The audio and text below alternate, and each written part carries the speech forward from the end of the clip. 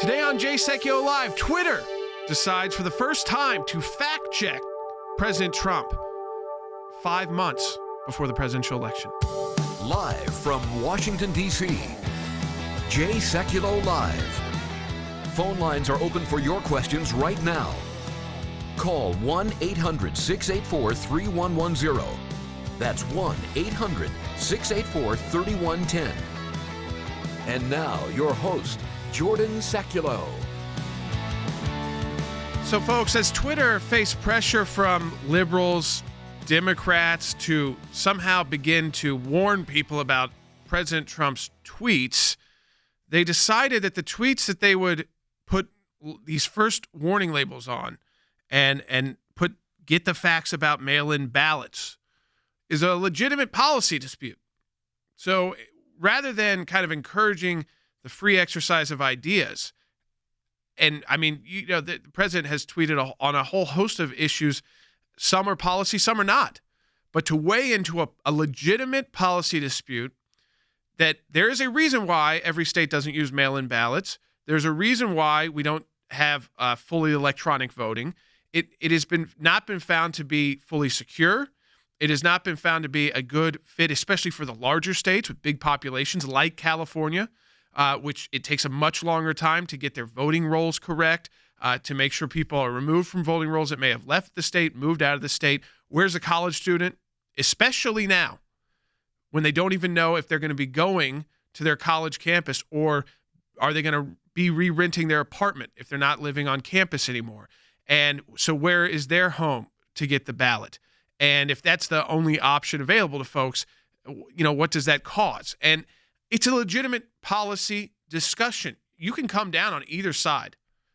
But the truth is, when the U.S. government has put together bipartisan groups to look at this issue, those bipartisan groups have said, as this is as late as 2005, so following all of the election issues that happened in the 2000 election and what was going on there, and the hanging chads, all of those issues.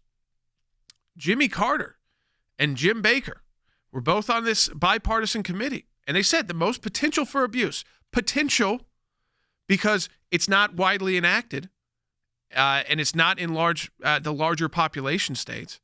The largest potential for abuse would be absentee ballots, paper ballots that everyone knows are going to the mailboxes. At a time when the Postal Service isn't even sure if they're going to be operating in a month, at a time when there are major delays in shipping and mail, and this doesn't seem like the solution when we don't even know exactly how dangerous the mail is. We don't know how dangerous surfaces are if again, on COVID-19. And it just poses a whole host of issues.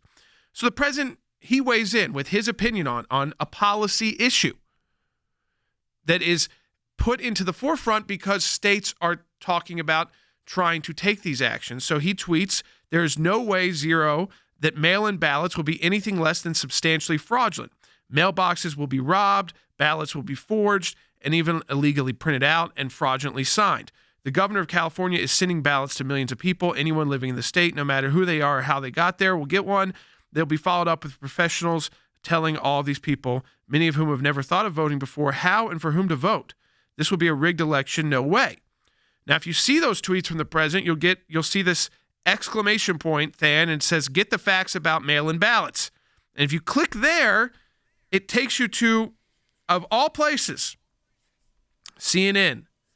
And it says Trump, not President Trump even, Trump makes unsubstantiated claim that mail-in ballots will lead to voter fraud. And Than, one of the reasons unsubstantiated, and we'll get into when we get back, is because this isn't widely enacted. Though we have absentee ballots, you have to go through a process to get those in other states. And a couple of states have done this vote by mail experiment, which is fine. If they're following the rules, following the laws, that's one thing. But there's a reason why it hasn't been widely enacted. One of the most interesting things, Jordan, is that it is, in fact, demonstrably true that mail-in ballots are prone to fraud. So if that's not a legitimate policy debate, then nothing is. And look, and an executive at Twitter, Jordan, they're not the ones that should be arbitrating what is true and what is not. Executive at Twitter that compared one of Donald Trump's media advisors to a Nazi. We'll be right back.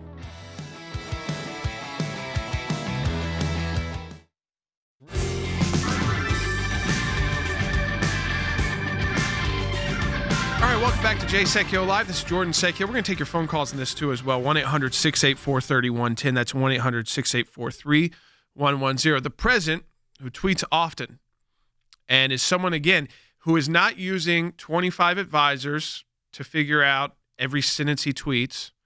And, you know, if you look at Joe Biden's Twitter account, you'll see a lot of the tweets that will come out of that from Joe Biden doesn't seem like anything Joe Biden would even say. It's not even like quoting him directly. It's like what they would like him to be saying if he was able to coherently get out his message in a way that was clear. And so, again, you can decide. It's a platform for freedom of speech. Now, should terrorists be able to utilize it to recruit? No. And so Twitter will oftentimes look for groups like ISIS and try to flag those, and remove those accounts that are promoting illegal or violent activity. But if you're talking about a policy debate, and this is the bizarre part of this, is Twitter decides after years of the president, when he was a candidate for office, before he was the president of the United States, and while he was president of the United States, has been utilizing Twitter as a platform that all the media outlets, they may complain about what the president says, some of them, but the truth is they love the fact that he has the kind of this unfiltered way of of speaking his mind. They've decided to weigh in and start putting these warning flags, flagging his tweets on policy disputes 5 months before a presidential election in the United States of America. And there's so many issues with mail-in voting right now, especially one of them being that the Postal Service says that if they don't get a bailout in a month or less than a month, they may be shuttered. Now, I don't know that will happen. I think that usually they work things out, but that's the kind of state of the Postal Service right now. It's a very difficult time. And to make matters even tougher, you've got the COVID-19, you've got shutdowns, you've got major delays. And listen, Than, at the state level, this has been done before. And you say states are the laboratories, but on a very small scale and not done. I think that the issue here too, when Wisconsin looked at doing something like this and a short-term, it wasn't something they planned out years in advance. It was something they did like right before an election. They said no. The court said no. You can't change the rules 5 months, a month before, weeks before people actually go and vote. And I think that's the issue here too. Is why are we changing? I mean, obviously you've got to respond to crises, but we're talking about November, and most states are reopening. Even places like California with the most restrictions are starting to allow people to do more things. So you would imagine that by November, again, if you want an absentee ballot, you can request it if you don't feel comfortable going to vote. And people know how to do that. People who know how to vote, and it's not hard to find out how to do that. But to me, of all the times for Twitter to weigh in, this could be chilling to the free exercise of ideas. And it's by far not the most controversial thing this president has tweeted.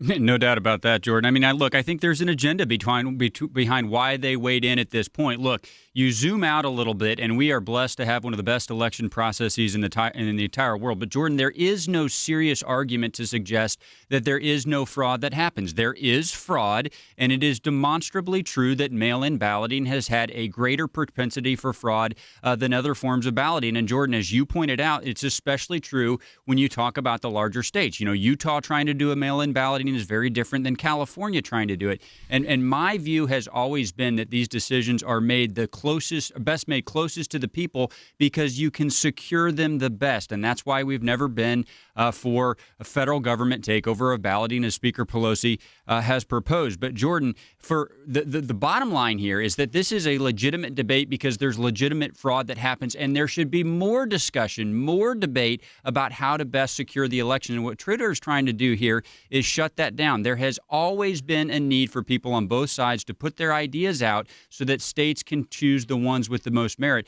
Jordan, if you push this debate behind the curtain, if you don't allow it to air, if you don't allow the real examples of fraud to be perpetuated, you know what you get? You get more fraud. No doubt about it. Let me play this for you, and then I'll tell you who said it. Bite number 4, because I wonder if I just sent this tweet out and someone flagged it and sent it to Twitter, well, it's very similar. So, am I going to get this warning label just for quoting this individual. Take a listen, bite 4. This is from 2004. I just, as a very experienced, practical politician from New York, feel constrained to observe that in my experience in New York, paper ballots are extremely susceptible to fraud. And at least with the old clunky voting machines that we have in New York, the deliberate fraud is way down compared to paper. When the machines break down and they vote on paper, we've had real problems. You know who that was? You may recognize the voice. It's Jerry Nadler, Democrat, no fan of the president. Wasn't from 35 years ago or 40 years ago. It's from 2004. Can he have a change of position? I guess, but we're not talking about technological advancement. We're still talking about mail-in, hard ballots, paper ballots. And he said there, I just a very practical politician from New York. I feel constrained to observe that in my experience, paper ballots are extremely susceptible to fraud.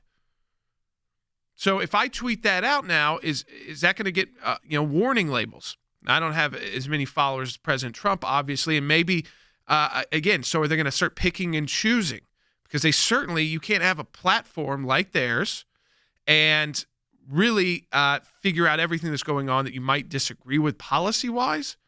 I mean, a pro-life message, is that suddenly going to be something, again, that they're going to fact-check with Washington Post or CNN? And by the way, they love to pick and choose when they use Washington Post fact-checkers. You could go through a lot of things with Joe Biden, too. I think this opens up a problem. We've let this tech world, Dan, for the most part, evolve on its own, not be burdened with tons of restrictions. Understand that when you open up these places for free exercise of ideas, you will have the issues like groups like even ISIS trying to exploit that freedom and use it to their advantage. And then, obviously Twitter takes action on those. That's a totally different discussion when they kind of find out about it and as much as they can kind of stay up to speed with it. But no one has come down on Twitter to say, it's your fault. And because we understand what happens in the United States and this kind of liberty balance that we do with security balance. Yeah, I mean, the idea behind the First Amendment, Jordan, when it comes to viewpoint discrimination is that you don't allow a tech company executive or the Department of Commerce to determine what is the appropriate viewpoint. And it shouldn't matter who is saying it either, Jordan. I mean, I go back to the example you just played from Congressman Jerry Nadler. Well, what if I have the position that voting with paper is the only way to secure the election? I mean, if one is an illegitimate response, then the other one would have to be censored in the same way if you're going to do it. And Jordan, it really there are two things at play here. One, if they don't like the person who is speaking it, it tends to get more censorship, or if it cuts against a narrative that they're trying to advance. And this takes me back to the very first question that you started this broadcast off. Why was it this tweet that they decided to take issue with? And Jordan, I think the proximity to the election and the direct impact on the election is what they are after. There's a narrative there, which is why they've decided to intervene at this point. This is from the Wall Street Journal, April 10th. Quote, absentee ballots remain the largest source of potential voter fraud. That wasn't President Trump. That was, again, going to a 2005 bipartisan report of the Commission on Federal Election Reform that was chaired by former President Jimmy Carter. Okay? Quote, absentee ballots remain the largest source of potential voter fraud. Those are paper ballots. And those, you have to take an additional step. You have to file to request one, and you have to put a reason why. Different states have different rules. I can't go through all 50, but some are easier. Some you just kind of check the box. Some are a little bit more intensive, though none are very difficult. It's not hard to get an absentee ballot in states. And if you're again, you just go to your, and now with the internet, it's even easier because you can get all the forms online. So it's even easier than it used to be, where you had to maybe even take the step of going to like the local election board or the county election board, depending on where you live. So again, 1-800-684-3110. We'll start taking your calls when we come back from this break. There's so much to get into on this specific issue. There's even a vote buying scheme. They say that it's very difficult to detect, and that's what Congressman Nadler said as well. It makes it tougher to detect the fraud if you have any of these allegations. And they go back, they look at a Miami mayor's race in 1997. There were 36 people arrested for absentee ballot fraud. They had to rerun the election, and the results were different. Different person won the race. So it causes. There is a reason why every state hasn't adopted this. And especially the states with larger populations, where it takes time. Even if you want to give these states a benefit of a doubt, which I think is again another policy issue you can have about voter rolls and how updated those are. You have to wonder how is this going to be correct when you just start mailing all these ballots out and all you have to do is sign them and send them back. 1-800-684-3110. That's 1-800-684-3110. The stifling of speech is a big tech weighing into elections. We'll talk about it when we come back.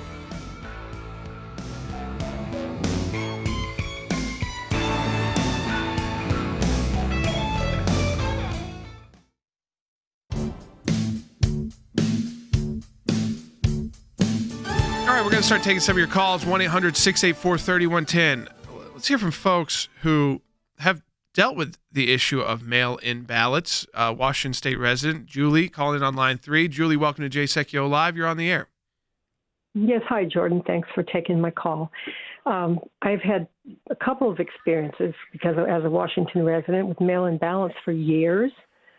We have a governor that's a Democrat because of 750 paper ballots that were found in Seattle right after the counts were taken. And then recently, my newest mail-in ballot actually says on the outside, it gives me a box to check whether I'm a Democrat, Republican, whatever. And I thought, okay, that means somebody can look at it, and if it's Republican, throw it away. For example. There's so many issues. And I think when you get to, again, you're starting to mark things on the outside. You're starting to, people can, their political biases, or you're almost like asking for it. And again, it brings up those issues too. Like, suddenly we found 750. And we have very close elections now. If you go back into the last election cycle, President Trump had a big electoral victory. But if you look at the actual states, some of those victories, they were like outside the margin of recount, but they were still like within thousands, So, I mean, they would come down to, decisions like Hillary Clinton not campaigning in Wisconsin. And obviously the president won a lot of states back in that election cycle that had been a long time since Republicans had been able to carry. And he did it on a very wide swath. So I'm not sure there was anything she could have done. But there were those kind of issues where you start getting to under 1,000, under 2,000 votes, and you could imagine how that could be the case in some of these states come this cycle. And that's when the issues start getting very suspicious. And that is why you can look at and see there have been 1,071 proven cases of voter fraud, 938 criminal convictions, 43 civil penalties, 74 diversion programs, 8 judicial findings, 8 official findings. This has been a bipartisan issue of agreement, and it's why we have not seen more states follow Washington or Utah.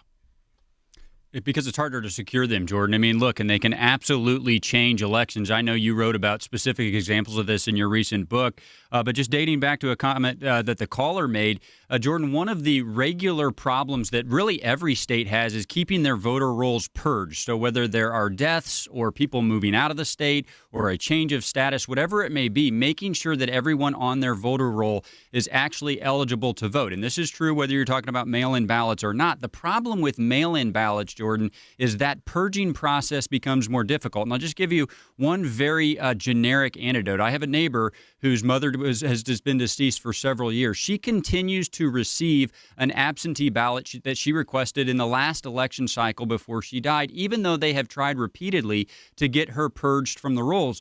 Jordan, if you have a mail-in ballot and you receive that ballot in the mail, that person doesn't have to be there to fill it out. It makes combating that type of fraud almost impossible because the entire act of voting takes place in the privacy of the home. And by the way, the state initiated that interaction with the deceased voter. All they have to do is check the box, sign the signature, and mail it back in. That becomes very difficult to combat, especially, Jordan, if you initiate a process like that in how much time we have left now? 5 months before the election? It's going to be almost impossible to do.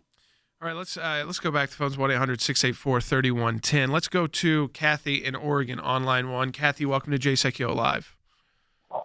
Hi, Jay Sekulow, and I just want to thank you for everything that you do for us. In Oregon, Governor Brown personally implemented a new system into the Oregon's DMV. When a person goes in to change their address or even renew their license, it automatically changes their affiliation. And later, they will receive a postcard in the mail, and it tells them how to change their affiliation to their choice.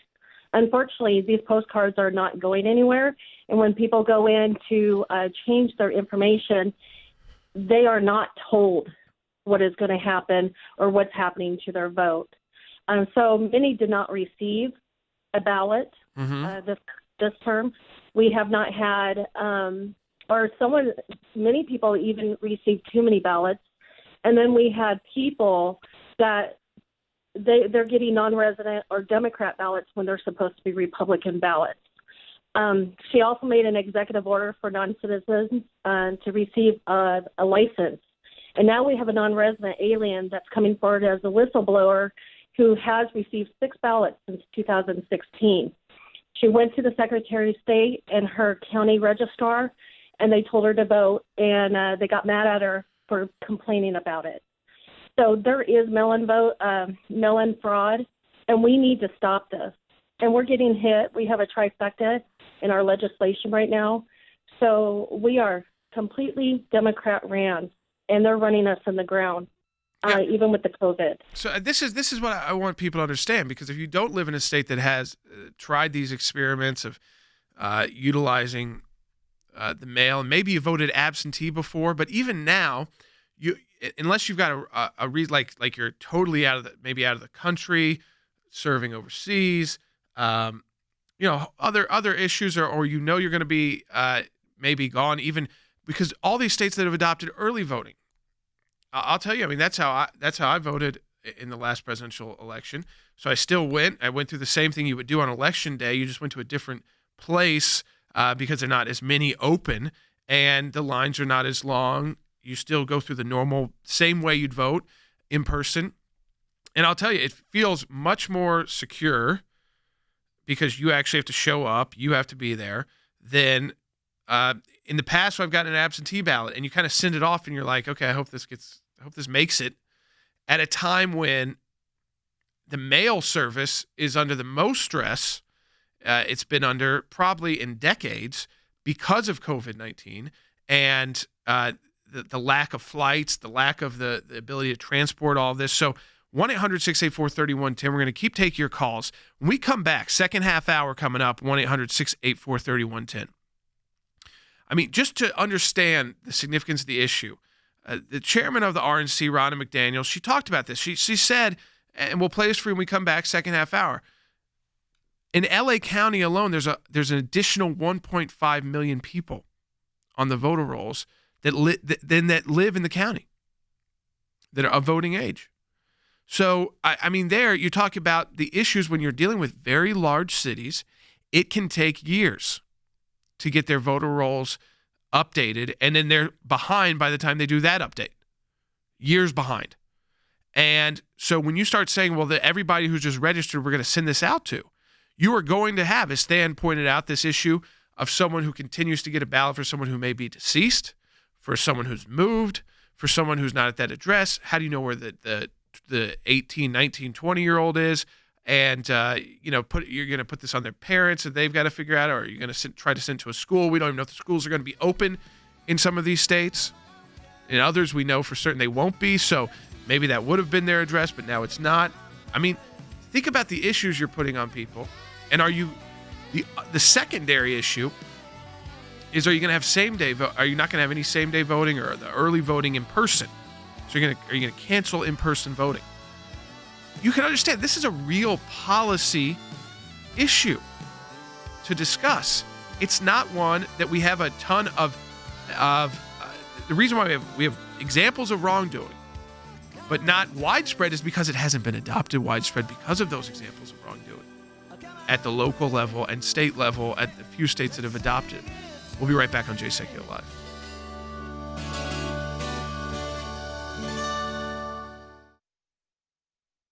We're in a fight for life that is incredible right now. Barbaric and horrific. This is the New York State's law on unrestricted abortion. No protection for the unborn child. Not only they passed it, they celebrated it. Zero protection. Used to have personhood protection. Right. Now they don't. That is now all completely repealed. We've handled a series of cases involving those that are being persecuted for their faith. They called it terrorism, but they actually use in the indictment itself the word Christianization. A principal comes and yanks your Bible away. A teacher became aware that the student was reading from the Bible. We're here standing for these kids and their families. Prohibited from meeting with other Christians during recess. We do have to fight against them when they occur. Otherwise, those abuses will win the day. This is a fight that you're going to have to be engaged in. It's already a long-term struggle. It is not over. We are so grateful to the people who prayed for us, and we are so grateful for ACLJ.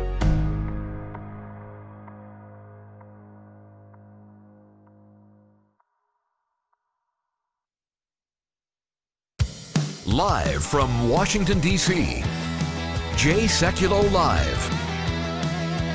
And now, your host, Jordan Sekulow. This is interesting. Mail-in voting, you could say, is a throwback to the dark old days of vote buying and fraud. Because of this, many countries don't allow absentee ballots for citizens living in their country, including one of those favorite of socialist Norway or Mexico. This is because of the fraud issue. And I think Estonia is the only country that's adopted fully electronic voting. I mean, these are small countries that are trying experiments out. They are not the United States. They have not had these kind of histories of long-term voting where we have a pretty secure system where we're able to detect problems. Nothing, again, it's not about perfect. It's about as close to perfect as possible. And it doesn't mean that you can't open discussions about the use of technology. I mean, depending on where you live, you might go in person, but you're still doing it on a screen, and then the screen prints out a receipt, so there's some record. All of these issues, there's a reason why. Even in those matters, they don't just say, do boom, boom, boom, hit the screen. There's still something that comes out, a paper, the record of the vote. I think Twitter getting involved on this issue, of all the things the president's tweeted, even before he was president of the United States, on a policy issue, a legitimate policy issue that Democrats have also been on the same side about the election fraud. We played Jerry Nadler. Here's Jerry Nadler even in further. He was, he got pushback on his position back during this committee hearing in 2004. Again, this was his response that on the problem. Let's play by 5. There's got to be a way of getting the best of our methodologies. But in fact, the MIT studies have shown that hand-counted paper ballots are among the most reliable. And at least if there's a miscount, you can discover it. You can't discover miscounts with these machines. Maybe optical scan with paper. I want a paper trail. I want paper somewhere. But pure paper with no machines, I can show you experience which would make your head spin. Okay. So if he's got the experiments to make my head spin, Than, I mean, I have to wonder. Twitter is taking up CNN and Washington Post opinions on what they want to pick and choose to put in their stories, on voter fraud issues that have come up in places that have tried to adopt this before, or issues that they've dealt with, and they're ignoring where Democrats have been on the same issue. I'd say liberal Democrats who are arguing in favor of the president's impeachment. One of the House managers to impeach the president of the United States was on the same side of this issue. Well, a couple of things that are ironic, Jordan. I mean, first of all, impeachment was also just about a policy dispute, and it was about a policy dispute in the fullest authority of the president's power, which is foreign policy. But on this matter, Jordan, that soundbite you just played, that sounded to me like a debate over policy. Wasn't that a debate over policy? And there were people on both sides of it, and they were going back and forth about their various ideas. You could take either side of the position and make the argument that your side was the correct one. Jordan, that is the definition of a policy dispute, and that is what Twitter has tried to weigh in on here. The other thing I would tell you, Jordan, I think the only legitimate way that you can take the position that Twitter is taking, that the president should not engage in this debate, is if you do not believe there is any fraud that exists. If fraud exists, Jordan, there should be a bipartisan approach, a bipartisan debate over the best ways to combat that. And you've been quoting extensively from this report from Jimmy Carter and James Baker, who said vote buying schemes are far more difficult to detect when citizens vote by mail. Jordan, the only reason for not engaging that policy debate is if you think there's not a single example of voter fraud across America, and that is just not a tenable position. And of course, the person in charge of this for Twitter, I alluded to this. He compared a media advisor to President Trump, communications advisor to President Trump, as a Nazi. Compared them to a Nazi. And this is Twitter's head of site integrity, who's put out extremely partisan comments about President Trump. Surprise, surprise. So, again, you're talking about kind of weighing into a dangerous area on these issues. We're going to take your calls when we come back on Jay Sekulow Live.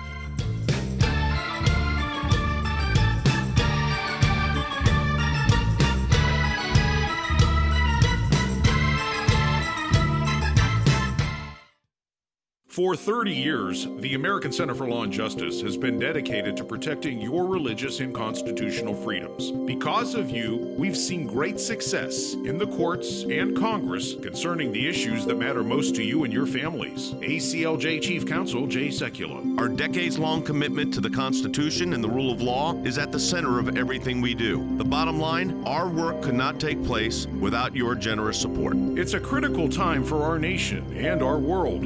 With so many challenges facing our country, the work of the American Center for Law and Justice has never been more important. And during this time of uncertainty, there's no better way to support the ACLJ than through online giving. We truly appreciate your financial support. Without it, it would be impossible to do our work here and around the globe. And the best way to support our work is to make your financial gifts online at aclj.org. Donating online is safe and secure, and an online gift at aclj.org can be put to work immediately, enabling the ACLJ to continue the battle against abortion giant Planned Parenthood. These are our young people in their 20s and 30s that are doing this and fighting for life at a whole new level to beat back the abortion juggernaut. We've got a whole group of young lawyers that are defending them. To protect Christians facing persecution. The level of persecution is on the rise. It's being reported more, we're seeing it, and we can see the imagery, we can see the brutality. We're talking about situations where people are put in jail, threatened with death or life imprisonment, simply because of who they are and what they believe. To stand up for our good friend Israel. To work to uncover the corrupt deep state in Washington, and so much more. Make a difference today. Support the work of the ACLJ online at aclj.org. Every dollar makes a difference. Give today online at aclj.org.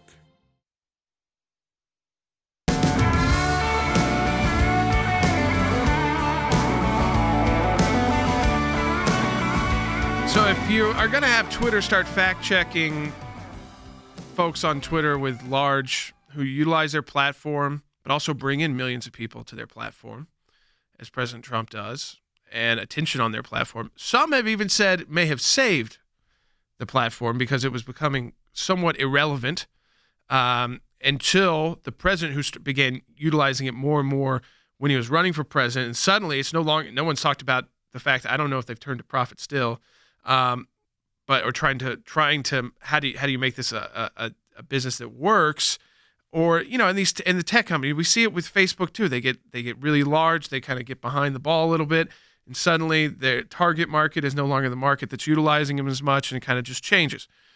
So again, they can make business decisions they're up to them, but businesses, I can't just go and decide I want to do anything I want. Now, there's rules. There are rules for every business, even in a free and open country like ours, in the most conservative cities in the country. You have to open a restaurant that serves food. And we're not even talking about the days of COVID-19. Even before that, you have to follow certain rules.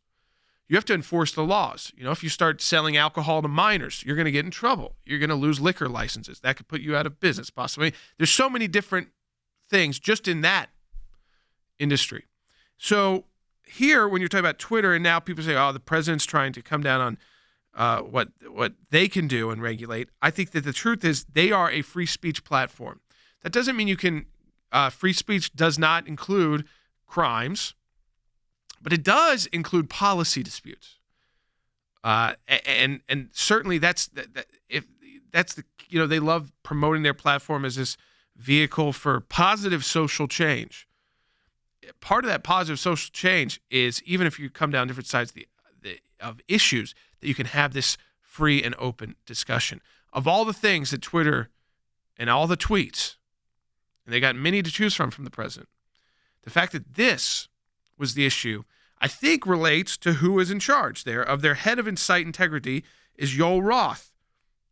He boasts on his LinkedIn that he is in charge of developing and enforcing Twitter's rules.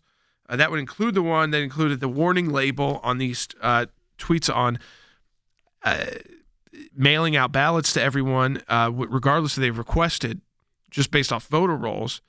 And he's got these anti-Trump tweets. He referred to President Trump and his political team as, quote, actual Nazis in all caps. He said nasty things about Mitch McConnell. Stuff that honestly I can't read on radio because I have to follow rules, broadcast rules. The stations that we're on have to follow rules. We're not unregulated. This is now, if you go into the world of podcasts, you might get into an unregulated world. Now that's more digital. And then it's kind of up to people. Now, as those get larger and larger, you say, well, regulations will eventually probably come in.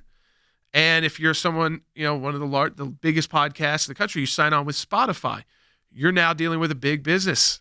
They charge people. So if they charge people, then suddenly this becomes a different kind of issue. So I just think, again, it's a legitimate policy discussion to have. Don't take President Trump's word for it. Listen to Jerry. We've played Jerry Nadler's sound bites plenty on the broadcast already today. It underscores again why this is the reaction when people say suddenly 5 months before an election, they're going to just mail people ballots. And listen to people who have dealt with it. 1-800-684-3110. Eddie's in California on line 6. Eddie, welcome to Jay Sekulow Live. You're on the air. Hi. Hi. Yes, I have a question for you. My aunt, who lives here in California, is 92, and she received a ballot, a mail-in ballot, but they had changed her voter registration from Republican to Democrat, and she was furious. And we're wondering how that happened. I mean, she's been a Republican all of her life, and all of a sudden she gets something saying she's a Democrat. Yeah, it's again, there's human error, there's technical error, but you know what the problem is? Especially when you're in the larger states like California, trying to change that is not so easy either. Because you've got to go through levels of bureaucracy then to re-register, put through, and you're talking about someone who's 92 years old. Again, would they be someone who should legitimately request an absentee ballot? Sure. Especially if there's a COVID-19 issue in November. Yeah, that'd be a reason why. I think health issue could be a reason why. You mark that, okay. But the truth is, this is not that's not what's being discussed in these states. What's being discussed is we're just going to shut it all down and send it out to registered voters. And how are these states going to stay up to speed with, some of these states you can register to vote same day. So they've enacted things like that, same day voter registration. But how would you ensure those people got in the ballots? I mean, it brings up a whole host of legal issues as well that I don't think these states have fully thought through, that are talking about enacting this in such a short term, with such a short window to enact it. Back to the phones we go. Let's go to Whitney in Texas, who's dealt with absentee ballots. Whitney, welcome to Jay Sekulow Live. You're on the air. Thanks so much, Jordan. We were living in Australia during the midterm 2014 elections and definitely wanted to vote.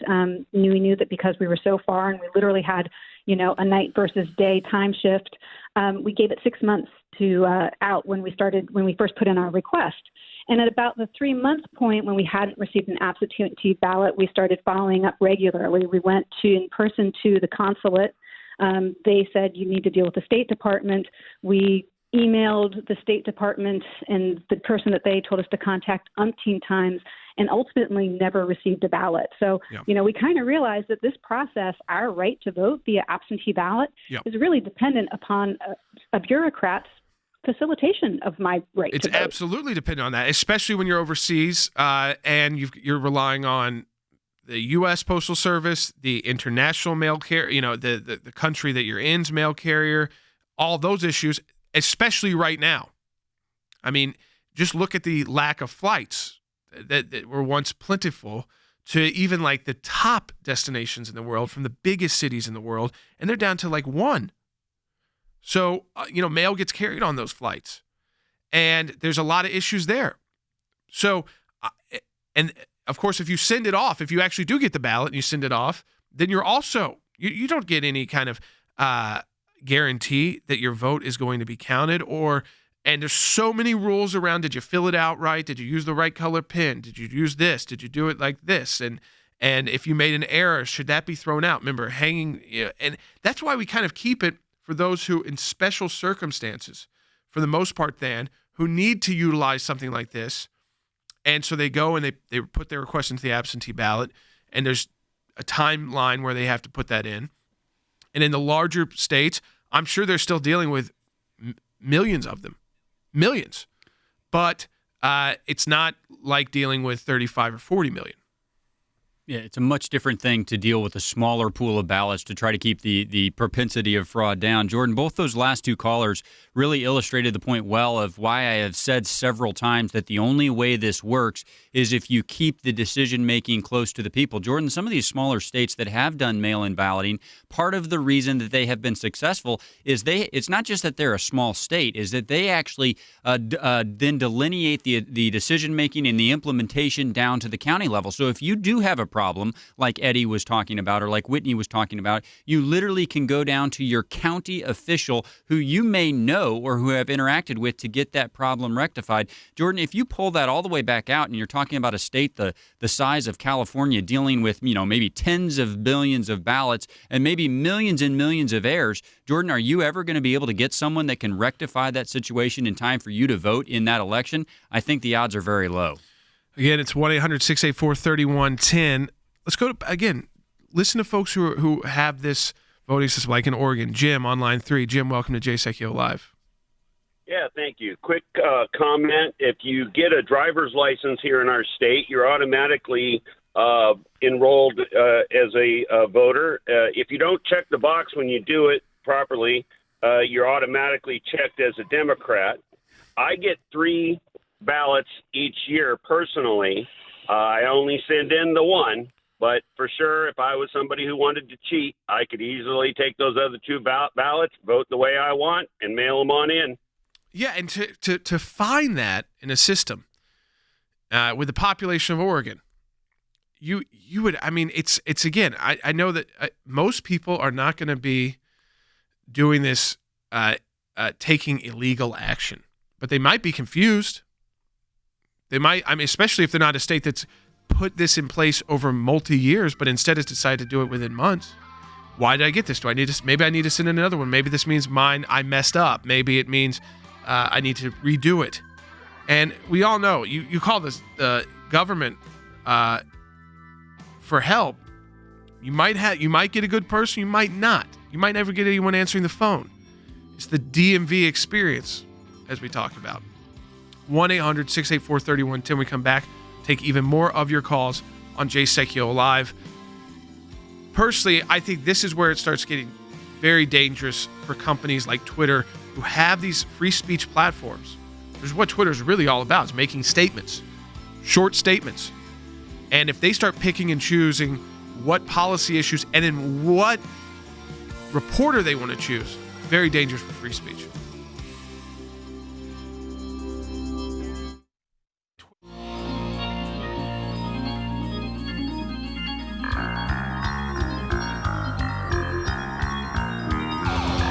All right, 1-800-684-3110. Let me read this to you.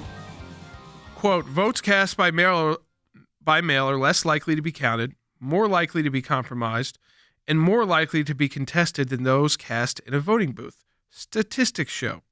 This is the headline. As more vote by mail, faulty ballots could impact elections.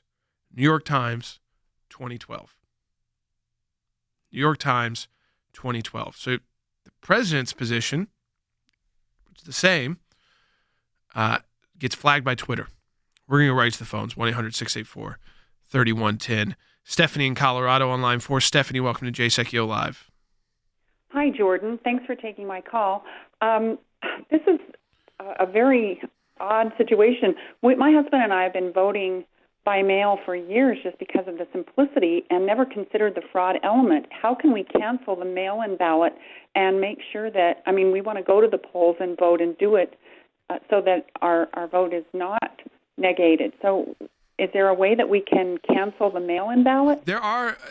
So this is the issue.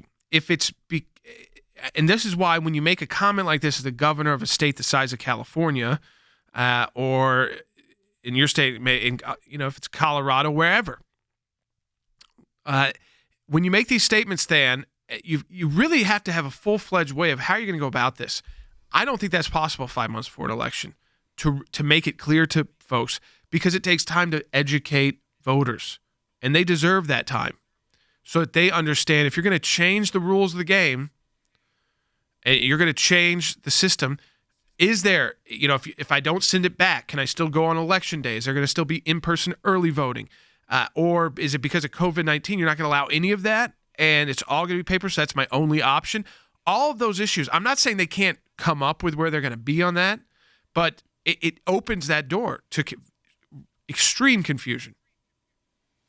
And the best plan would always be to change your plan for the next cycle, Jordan. You never want to change it for the cycle that you're in, because you're just bound to get what we saw in the Iowa caucuses, to be quite honest with you. You're going to get something that blows up in your face. And look, just to address the caller's question, this is going to vary state by state, but I actually think this plays directly into it, because if a state has a certain apparatus where you have a choice on how to vote, Jordan, there are going to be rolling deadlines for those voters to change the way that they vote. Well, we're going to be in between those deadlines if a state like California decides just to pull the plug on some of those options. And Jordan, you're going to get a long list of voters who think that they are set up to vote one day and the state's going to pull the plug on that option to vote. Those are the voters that are going to be most likely to be disenfranchised come this November.